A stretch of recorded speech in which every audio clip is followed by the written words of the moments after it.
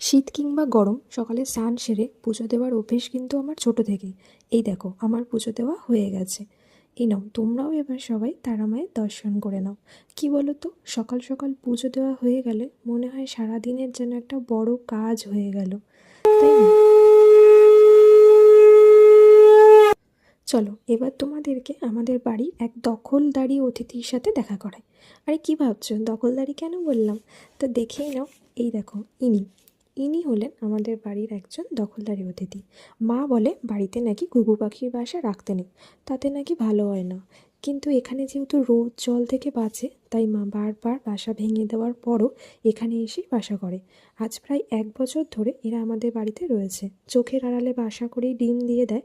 যখন সেই ডিম ফুটে বাচ্চা বড় হয় তখন ওরা আবার চলে যায়, তখনই বাসাটা ভেঙে দেওয়া হয়।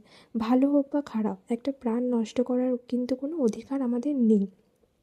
যখন দেখি একটা ছোট্ট প্রাণকে আগলে তার মা বড় করছে, তখন শুধুমাত্র নিজেদের খারাপ হবে ভেবে তার বাসাটা ভেঙে দিয়ে সেই প্রাণটা নষ্ট করে দেব, এটা কিন্তু কখনোই করা উচিত না। এই দেখো ইনি একজন।